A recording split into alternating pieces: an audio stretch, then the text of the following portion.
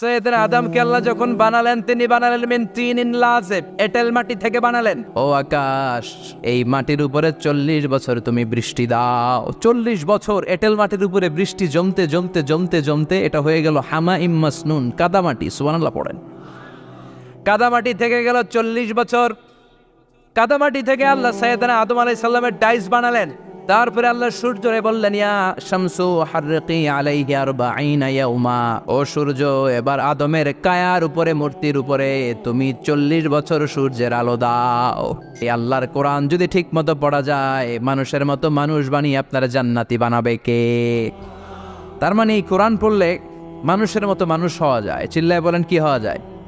সবাই বলেন, মানুষের মতো মানুষ হতে চান তো সবাই? সবাই চাই। আসুন দেখি মানুষের নামে সূরায় আল্লাহ কি বললেন, পড়েন। আউযু বিল্লাহি মিনাশ শাইতানির রাজিম, বিসমিল্লাহির রহমানির রহিম। হাল আতা আলাল ইনসানি হিনুম মিনাদ দাহরি লাম ইয়াকুন শাইআম মাযকুরা। আল্লাহ বললেন, মানুষের জীবনের একটা সময় ছিল, যেই সময়টা উল্লেখ করার মতো মানুষ কিছুই ছিল না। সুবহানাল্লাহ। প্রত্যেক মানুষের জীবনে এমন একটা সময় ছিল, যেই সময়টাতে উল্লেখ করার মতো সে আসলে কিছুই ছিল না, তার অস্তিত্বই ছিল না, সে জিরো ছিল। তাকে জিরো থেকে হিরো বানিয়েছে কে? আল আতা আলাল ইনসান, এ হাল হচ্ছে ইস্তেফাম তাকরিরি, বিমানা কাদ আতা আলাল ইনসান। অবশ্যই অবশ্যই মানুষের জীবনে এমন একটা সময় এসেছে, লাম ইয়াকুন শাইআম মাযকুরা, উল্লেখ করার মতো সে কিছুই ছিল না। কার কথা? মুফাসসিরিন একরাম ইনসান দ্বারা এখানে দুইটা জিনিস বুঝিয়েছেন। এক হলো সাইয়েদনা আদম, আর এক হলো আমরা সবাই। এই পৃথিবীতে মানুষ বানানোর 3 ক্যাটাগরি। ক্যাটাগরি নাম্বার 1, মাও নাই বাবাও নাই। এই সিস্টেম আল্লাহ কার বানাইছে? কথা বলেন। আবার শুধুমাত্র মা আছে বাবা নাই, এই সিস্টেমে কাকে বানালেন? আবার বাবাও আছে মাও আছে, এই সিস্টেমে কারে বানালেন? আমাদেরকে বানালেন। আবার সৈয়দনা আদমকে আল্লাহ যখন বানালেন, তিনি বানালেন মিন তিনিন লাযিব, এঁটেল মাটি থেকে বানালেন। এঁটেল মাটি দিয়ে কাঠামো বানানো যায় না, স্ট্রাকচার করা যায় না। এঁটেল মাটি জমিন থেকে নিয়ে আল্লাহ রেখে দিলেন 40 বছর। চিল্লায় বলেন, কয় বছর? আর আকাশকে বললেন, ইয়া সামা ওয়ামতিরি আলাইহি 40 সানা, ও আকাশ, এই মাটির উপরে 40 বছর তুমি বৃষ্টি দাও। 40 বছর এঁটেল মাটির উপরে বৃষ্টি জমতে জমতে জমতে জমতে এটা হয়ে গেল হামাইম মাসনুন, কাদামাটি। সুবহানাল্লাহ পড়েন। কাদামাটি থেকে গেল 40 বছর। কাদামাটি থেকে আল্লাহ সাইয়েদনা আদম আলাইহিস সালামের ডাইস বানালেন। তারপরে আল্লাহ সূর্যরে বললেন, ইয়া শামসু হাররিকি আলাইহি 40 ইয়াউমা, ও সূর্য এবার আদমের কায়ার উপরে, মূর্তির উপরে তুমি 40 বছর সূর্যের আলো দাও। 40 বছর সূর্যের প্রখর ও তীব্র তির্যক তাপে এবং কিরণে আদম হয়ে গেছে এখন সলসলিন কাল ফাখার, টোকা মারলে ঠন ঠন করে। সুবহানাল্লাহ পড়ে। এখনো রুহের ফুৎকার দেয় নাই, এখনো, কিন্তু কেটে গেছে 120 বছর। 340 কত?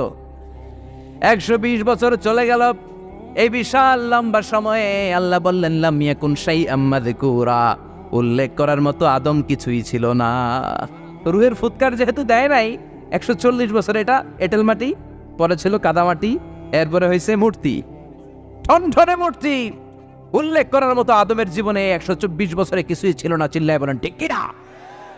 আবার আমরাও যারা সলিমুদ্দি কলিমুদ্দি, আমরাও আমাদের মায়ের পেটের ভেতরে প্রথমে ছিলাম 40 দিন। বুখারীর বর্ণনা, ইন্না হাদাকুম ইউজমাউ খালকুহু ফি বাতনি উম্মিহি 40 ইয়াওমান সুম্মা ইয়াকুনু নুতফাতান মিসলা যালিক সুম্মা ইয়াকুনু আলাকাতান মিসলা যালিক ফায়াতি ইলাইহিল মালাকু ফায়ানফাখু ফীহির রূহ। আমরা যারা সলিমুদ্দি কলিমুদ্দি, আমরা আমাদের মায়ের পেটের ভেতরে 40 দিন ছিলাম নুতফা, এক ফোঁটা বীর্য। তারপরে 40 দিন ছিলাম আলাকা, রক্তপিণ্ড। তারপরে 40 দিন ছিলাম মুদগা, গোশতপিণ্ড। 3 40 120 দিন। কয় দিন? এই 120 দিনের লম্বা সময়ে লাম ইয়াকুন শাইআম মাযকুরা, উল্লেখ করার মতো আমরা আসলে কিছুই ছিলাম না, কারণ মানুষই তো হয় নাই। ডিফর্ম বেবি, এখনো দেহের আগাগোড়া কিছু হয় নাই। 120 দিন পর ফেরেশতা এসে আমার দেহের মধ্যে ফুৎকার দিয়ে যায়, তখন আমার হার্ট পার্টিশন চালু হয়ে যায়, আমার হার্টবিট চালু হয়, সিস্টলিক ডায়াস্টলিক, এই যে ধপ ধপ ধপ, এই প্রেশারটা ছাড়া মানুষ বাঁচে? ফুসফুসের কাজ কি? খালি ধপ ধপ করে, দম টানে আর দম নেয়, দম ফুরাইলে ঠুস। আয় রে মানুষ রঙিন ফানুষ, দম ফুরাইলে তবু তো ভাই কারোরই নাই একটুখানি। আয় রে মানুষ রঙিন ফানুষ, রঙিন ফানুষ, আয় রে মানুষ। সুবহানাল্লাহ। আমরা ছিলাম নুতফা, আলাকা, মুদগা, sperm drop, then blood clot, and finally the little flesh. আমি আমার এমফিল রিসার্চ করেছি এটার উপর, এটা ইংরেজিতে বলে এমব্রয়োলজি, ভ্রূণ তত্ত্ব। How the little এমব্রয়ো develops in mother ওম, মায়ের পেটে এই ছোট্ট ভ্রূণ, এটা কেমন করে শুক্রাণু ডিম্বাণু থেকে 8 মাস 10 মাস 9 মাস পরে কেমন করে জমিনে আসে। How the little এমব্রয়ো develops in mother ওম, মায়ের পেটে কেমন করে ডেভেলপ করে। একেবারে ক্ষুদ্র ছিলাম আমি, তুচ্ছ ছিলাম আমি, নগণ্য ছিলাম আমি, আমার কোনো নাম ছিল না, আমার কোনো গ্রাম ছিল না, আমার কোনো পরিচয় ছিল না। এখন দুনিয়াতে আমাদের পরিচয় আছে না নাই? কিন্তু মিজানুর রহমান আজহারি একটা সময় লাম ইয়াকুন শাইআম মাযকুরা, তোর কেউ চিনতো না, তোর নামটাও কেউ জানতো না, উল্লেখ করার মতো তুই কিছুই ছিলি না। এটা দিয়ে আল্লাহ বুঝাতে চাইলেন তোর কিছুই ছিল না, জিরো থেকে আমি হিরো বানালাম। ক্ষমতার দাপট দেখাবি না, ক্ষমতার অহংকার দেখাবি না, টাকা পয়সার গরম দেখাবি না। 2 দিনের টাকার মালিক হয়ে ওর পা জমিনে লাগে না, এরকম টাকা তাছাড়া নেই। লাম ইয়াকুন শাইআম মাযকুরা, তোর চেয়ে বড় ক্ষমতাশীল ছিল ফেরাউন। আল্লাহ ছাড় দিয়েছে, ছেড়ে দেয় নাই, ঠিক কিনা? নমরুদরে ছাড় দিয়েছে, ছেড়ে দেয় নাই, ঠিক কিনা? আবু জাহেলকে ছাড় দিয়েছে, ছেড়ে দেয় নাই, ঠিক কিনা? এখনো যারা গদ্দারি করে, ইসলামের বিপক্ষে কথা বলে, ইসলামকে জামিনের ভিতর গেড়ে দিতে চায়, দেখা যায় আল্লাহ ওদেরকে ছাড় দেয় কিন্তু ছেড়ে দেবে না। চিল্লায় কও ঠিক কিনা? পৃথিবীতে কেউ তো স্থায়ী হয় না, হোক না সে ফেরাউন কিবা নমরুদ, কেউ ভাবে চিরদিন রয় না, কেউ ভাবে চিরকাল রয় না। কেউ থাকতে আসে নাই, এত বড় বড় দাপটওয়ালারা সব শেষ। আমি তো প্রায় জায়গায় বলি আমি ফেরাউনের লাশটা নিজে দেখে এসেছি, যেহেতু আমি আল আজহার ইউনিভার্সিটির স্টুডেন্ট। 200 পাউন্ড লাগে দেখতে, আমি দেখছি ফ্রি। আমার আল আজহারের জামিআতু আল আজহার শরীফের একটা কার্ড ছিল, ওটা দেখাইলে সব ফ্রি, ফ্রিতে দেখে আসছে। দুইকে দেখি ফেরাউন চাচা শুয়ে রয়েছে। আমি বললাম ফেরাউন চাচা কেমন আছো, how are you, WhatsApp man? কোনো আওয়াজ নাই। আমি জিজ্ঞেস করেছি তাকে কেমন আছো তুমি, কি অবস্থা, কেমন যাচ্ছে তোমার, হোয়াটসঅ্যাপ, কোনো আওয়াজ নাই। আমি অবাক হয়েছি, এই লোকটার হুঙ্কারে মিশরের জমিন থার থার করে কাঁপতো, আজকে ওরে শেষ করে দিছে কে? আজ আছে কাল নাই, ঠুস দম ফুরাইলে। এজন্য আল্লাহ বললেন হাল আতা আলাল ইনসানি হিনুম মিনাদ দাহরি লাম ইয়াকুন শাইআম মাযকুরা। মানুষের জীবনে এমন একটা সময় ছিল উল্লেখ করার মতো সে কিছুই ছিল না। আমরা যে কত ক্ষুদ্র ছিলাম আপনি কল্পনাও করতে পারবেন না। ফালইয়ানযুরিল ইনসানু মিম্মা খুলিকা মিম্মাইন দাফিক ইয়াখরুজু মিন বাইনিস সুলবি ওয়াত তারাইব। বাবার পৃষ্ঠদেশ থেকে মায়ের বক্ষদেশ থেকে দুইটা মিলিত হয়ে মায়ের জরায়ুর ভেতরে তোরে সেট করলো কে? আমরা ছিলাম শুক্রাণু। শুক্র ছিলেন স্পার্ম, শুক্রও ছিলাম না আমরা, শুক্রাণু মানে শুক্রের অণু।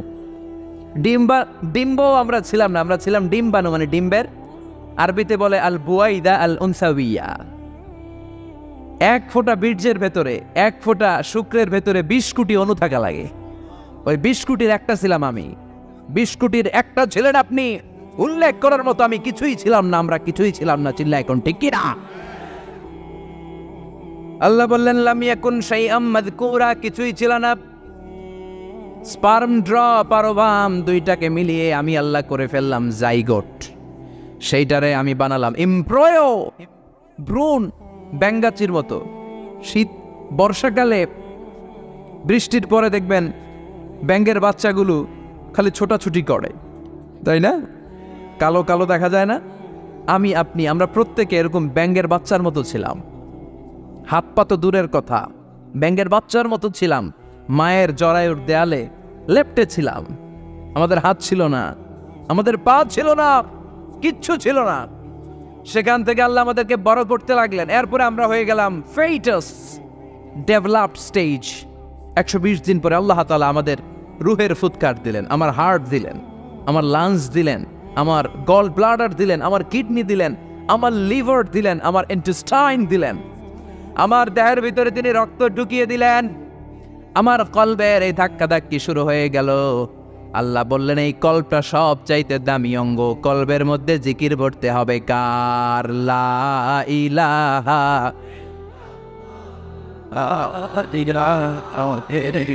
লা ইলাহা ইল্লাল্লাহু মুহাম্মাদুর রাসূলুল্লাহ সাল্লাল্লাহু। কলবের ভেতরে ভরতে হবে আল্লাহর জিকির। অনেকেই কলবের ভেতরে ভরে আয়না, আছে না নাই? আয়না বসাইয়া দে মোর দয়াল বাবা, কেল্লা কাবা আহেনার কারিগর, আয়না বসাইয়া দে মোর। তোর বাবার কলবেই তো আয়না নেই, তোরই কি আয়না দিবে বেটা? বিশ্বনবী কখনো বলেছেন কলবে আয়না বসাতে? বিশ্বনবীর সাহাবারা কলবে বসাতে হবে আল্লাহর জিকির। আলা বিজিক্রিল্লাহি তাতমাইন্নুল। দুনিয়ার কোনো কিছু কলবকে ঠান্ডা করতে পারে না, একমাত্র আল্লাহর জিকির। এজন্য আল্লাহ বললেন হাল আতা আলাল ইনসানি হিনুম মিনাদ দাহরি লাম ইয়াকুন শাইআম মাযকুরা। প্রতিটা মানুষের জীবনে এমন একটা সময় ছিল উল্লেখ করার মতো কিছুই ছিলাম না। এই আয়াতটা যখন ইসলামের প্রথম খলিফা বিশ্বনবীর ডান হাত সাইয়েদনা আবু বকর পড়তেন, তিনি শুধু কান্না করতেন, চোখের পানি ফেলতেন আর বলতেন লাইতাহা তাম্মাত, হায় হায় আমার পুরো জীবন যদি এভাবেই কেটে যেত। লাম ইয়াকুন শাইআম মাযকুরা, মায়ের পেটের ভিতরে যখন ছিলাম, কিছুই যখন ছিলাম না, এরকমই যদি থাকতাম কতই না ভালো হতো। লা নাবতালি ওয়ালা নালিদ, জন্মগ্রহণ করতাম না, পরীক্ষার সম্মুখীন হতাম না, জীবনটা যদি এমনিই কেটে যেত কতই না ভালো হতো। এজন্য আল্লাহ বললেন প্রতিটা মানুষের জীবনে এমন একটা সময় ছিল উল্লেখ করার মতো সে কিছু ছিল।